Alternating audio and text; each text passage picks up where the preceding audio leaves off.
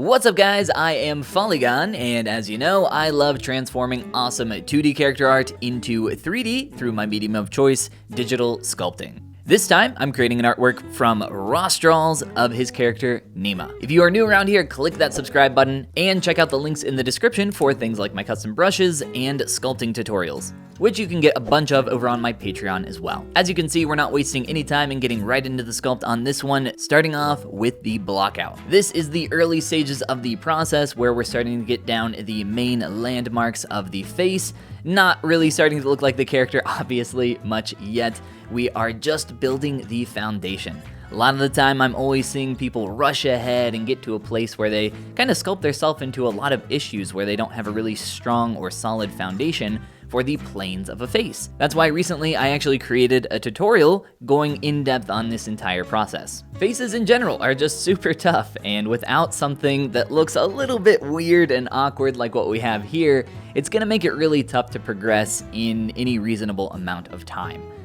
This is often referred to by a lot of people, myself included, as the alien phase, simply because things look so weird and awkward, but I promise it will look better very soon. You just gotta give it some time. As you can see, I'm starting to go through and soften some of these shapes, and I'll do that more here in a little bit, but it's important that you have these hard plane changes, even for soft forms that you're going to make later down the road, simply because if you don't have that hard edge at first, it makes it really difficult to figure out where things like your bony landmarks are and where your surface is changing directions. After working on the face for quite a while, I'll start to put in the neck and the body. I'll do more of the body here in a little bit, but for the most part, I'm working on blending these pieces together as I slowly kind of add them piecemeal style here. I typically like to work on things a little bit all over the place and not really focus in too much in one area, simply because that kind of gets me to a place where I have one thing that's super finished and the rest isn't done at all. Kind of like what I have going on right now with the face, where I've worked on that for a while, but obviously she doesn't have any body or anything else. So in this case, do as I say and maybe not as I do, but in particular with the face, I feel like it's such a prominent or kind of the moneymaker, right, for the character. It's the most important part. So spending a little extra time on that in the beginning to see if you even enjoy the project and keep working on it or have a desire to keep working on it is really important. So I spent a good amount of time here doing that. Now, of course, starting to add in the color, that poly paint, start to add on some simple shapes for the hair. Very, very simple right now, and we'll make that a lot more complex later. That helps to make the character feel more alive for me so that it feels a lot more expressive. I can paint some simple eyes and start working on really trying to find the character underneath of the character, so to speak. As well as starting to create accessories and clothing. One thing that was really, really difficult with this character, actually a couple things here. The first being that the pose for this character, when Ross typically draws this character in terms of silhouette, she comes down to this almost dagger-like point. Her feet are almost non-existent, so I had to take this basic idea for the silhouette and push on that and try to make that make a little more sense in 3D. I've talked about this idea before, where a lot of the time people aren't expecting you to, or some other 3D artist like myself, come around, take your 2D artwork and translate it to a 3D character. So a lot of the time there's just stuff that doesn't really make sense for translating to 3D. It could be a little more painterly, like some of the shapes around the waist for the kind of like wraps that she has going on down there. That was pretty tough to figure out, so I had to make that a little more physically accurate or make more sense to be able to exist in 3D space.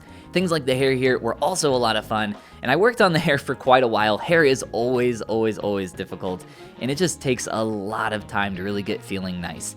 Here in the early stages for working on hair, I like to pinch really sharp shapes, very similar to actually what I was doing on the character's face, and then I like to just start getting the surface pretty messy using things like clay brushes and pinch brushes.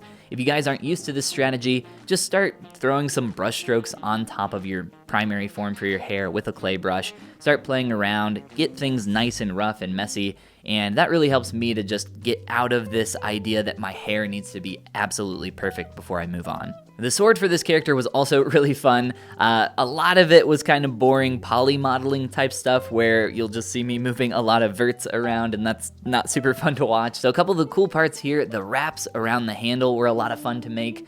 as well as some of the textures and details that I had on the metal bits.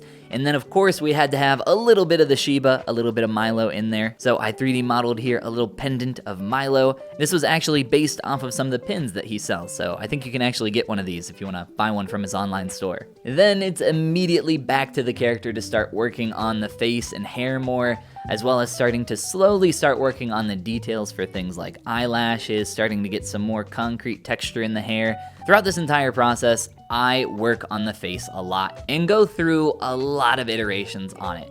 One of them I absolutely hated. I was working on it for a long time and I felt like I just kind of overworked it way too much. Things were looking way too saturated in a couple areas like the eyes, and I just really wasn't a fan of it. The way I work is that I will save multiple versions as I go along, just in case anything were to happen to a file. Maybe it would be corrupted, or, maybe I do want to go back to an older version. And while working on this character, I definitely felt like doing that. I had worked on it for maybe a few extra hours at one point, and I looked at an older version compared to where I was, and I hated what I had.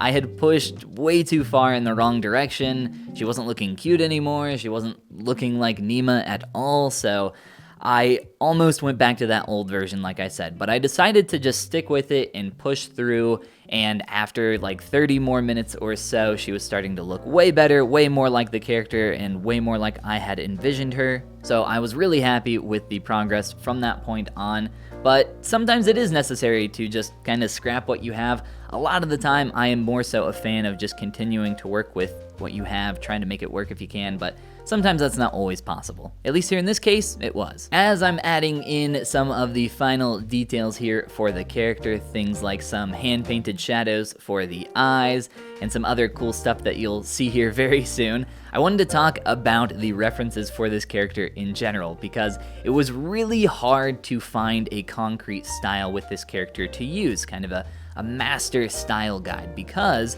Ross draws this character in so many different styles while he's working on her. So that made it really difficult for me to kind of nail one thing. So I referenced his entire body of work on this character, at least everything that I could find online, tried to combine that, throw a little bit of myself in there, and hopefully make the finished character turn out to be, still feeling like the character while still having a little bit of my own personal flair in there as well. After wrapping up the final details with the little petals there at the end, as well as doing a little dance, that is going to be everything for NIMA. So all that's left is a quick turntable to show you the full character here at the end, and then send her over to Blender for a little bit of rendering.